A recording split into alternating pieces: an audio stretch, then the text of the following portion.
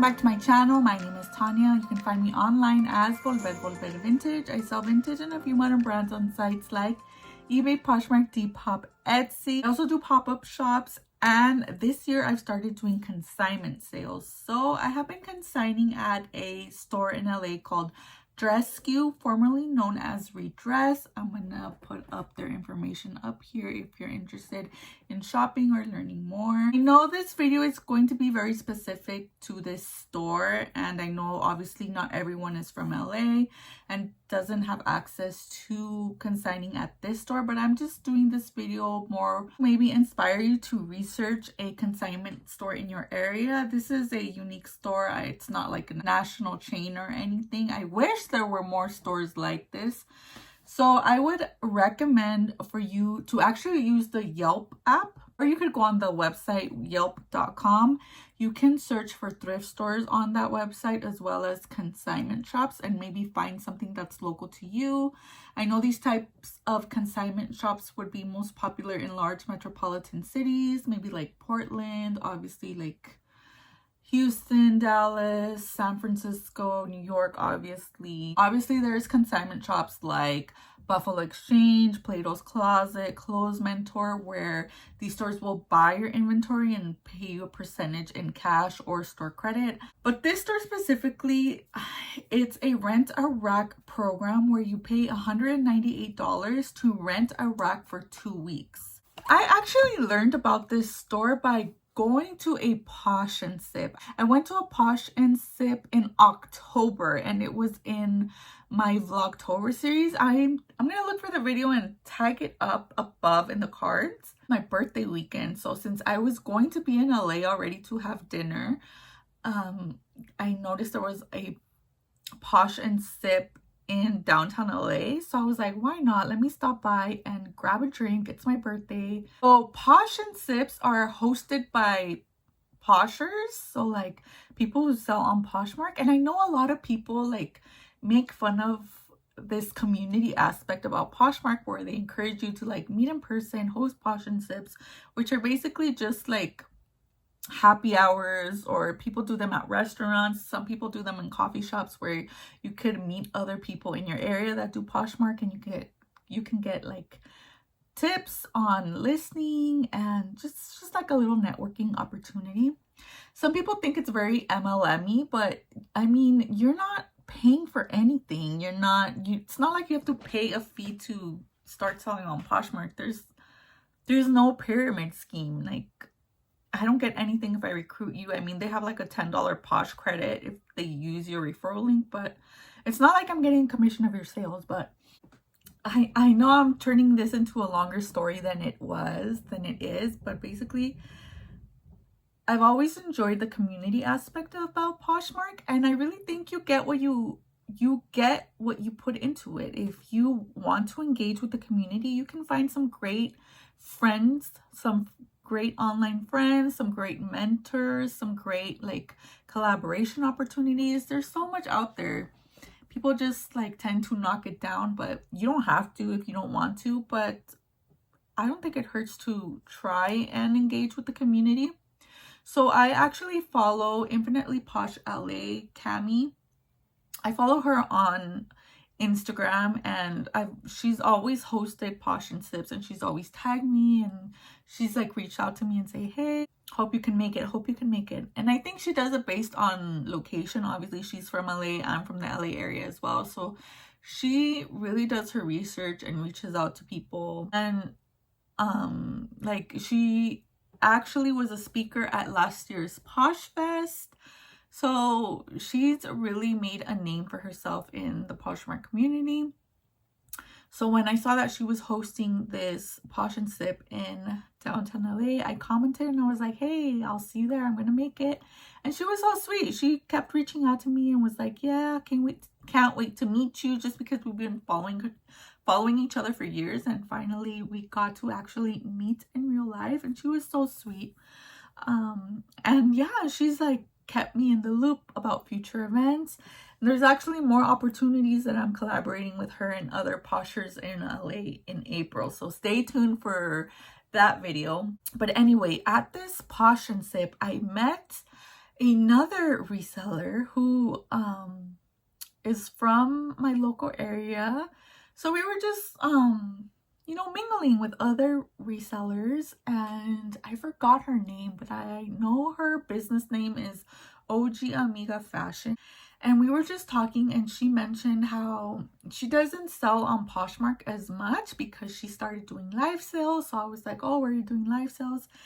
And she mentioned that she would do sales at a store called Redress in LA, and I was like, oh, what's that about? And she told me how she would rent the rack for 2 weeks and she would sell items there, and she would make more sales renting a rack than on her Poshmark. So I just kept that in mind. She followed me immediately on Instagram, followed her back. Oh, you have to pay upfront $198 to rent the rack.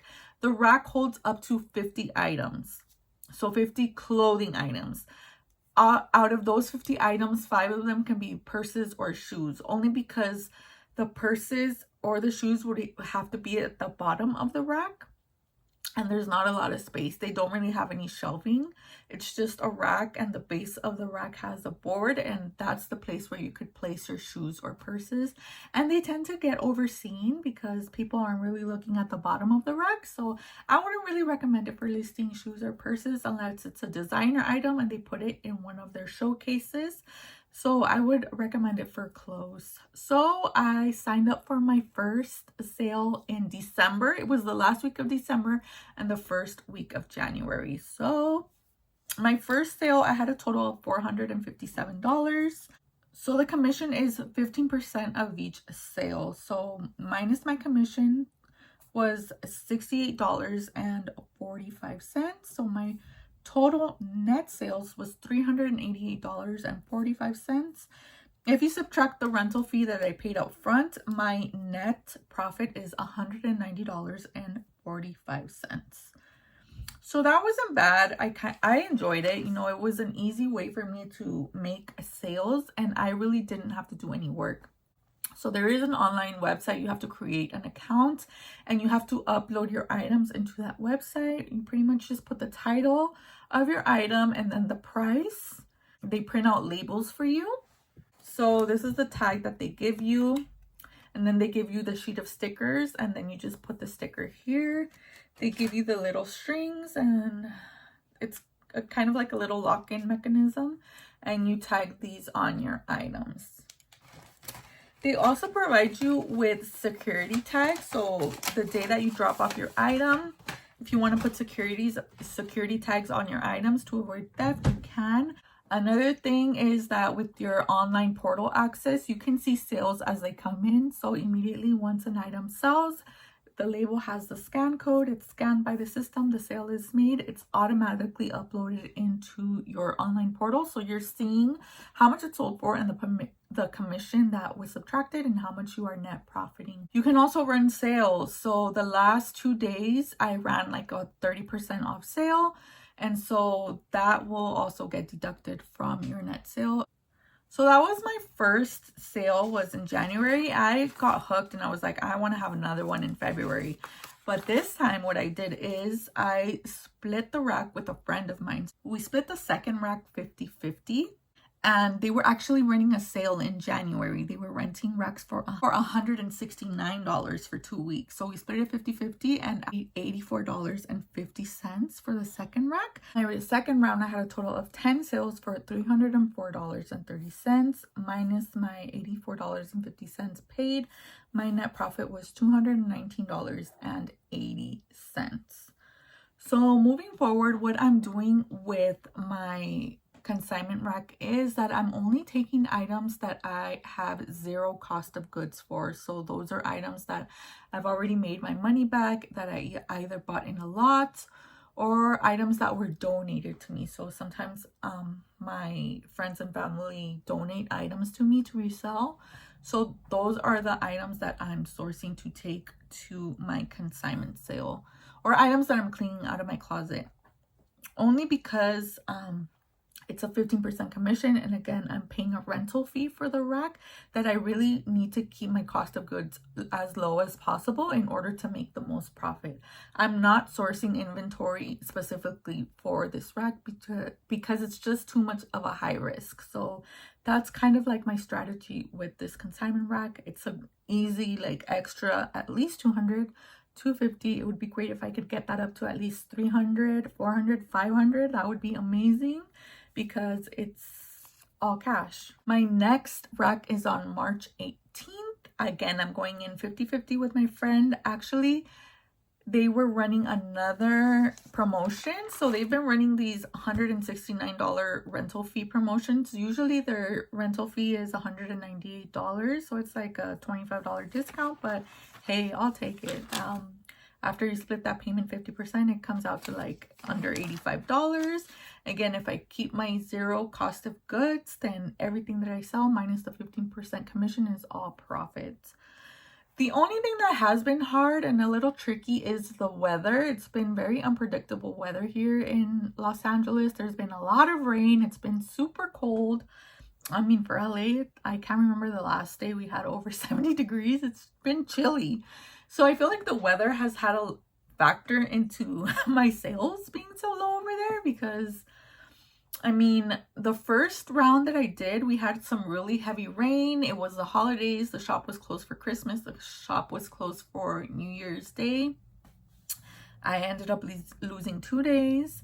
The second week around, it wasn't that much regular weather. I think it did rain one of the days, but it's just been cold. And then this next week, March 18th, I was already curating my stuff and I was very heavy spring items, but I've been looking at the weather and we have scheduled rain next week and it's just been super chilly. So I don't know if I should take out some of those items and include some more like jackets and more jeans.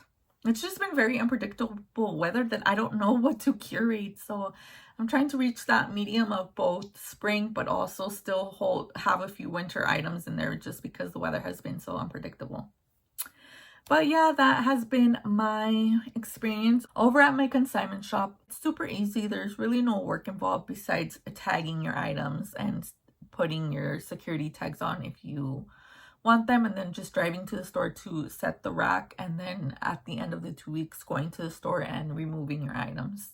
And they do a lot of promotion on their Instagram. The shop is in a very highly walkable area where there's a lot of shops, a lot of restaurants. It's a very hip neighborhood. There's a lot of young people. There's a lot of stylists in the area. So it does get a lot of heavy traffic. Then after you remove your items, usually payment comes within 48 hours. You upload your banking information to the website and you get a direct deposit a few days later. So far I love it. I'm going to try and do it at least once a month. I'm gonna try and keep going 50-50 with my friend to keep our cost of goods low and hopefully make some extra cash. I'm gonna insert some footage that I took from the last drop-off that I did, and you'll see some of the items that I took. I take a combination of both modern brands and vintage, and this store has a combination of both, which is why I fell in love with it, because they do have true vintage items, but they also have like designer pieces, higher end brands, so very trendy items. It's a really cool boutique. If you're in the LA area, I highly encourage you to check it out. They also have a lot of sales because racks are constantly ending.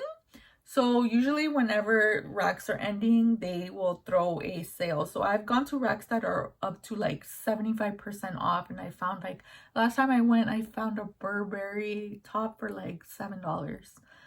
So you'll never know what you'll find, but it's just one of those stores that you can get really lucky if you're in there at the right time where they're running a sale. So I hope you guys enjoyed this video. Thank you guys so much for watching. Make sure to like and subscribe if you like this type of content. Also, I'm including my March content schedule to see what other videos I have coming up. I am doing a live stream this Sunday at the Pop-In Shop, which is a pop-up mid-century pop-up shop that happens in Riverside, California. So tune in if you want to see what that's about. The following week I'll have my vlog style video that'll show you more about my process vending at this pop-up shop and more fun videos to come. So thank you guys so much for watching. Take care and I'll see you soon. Bye.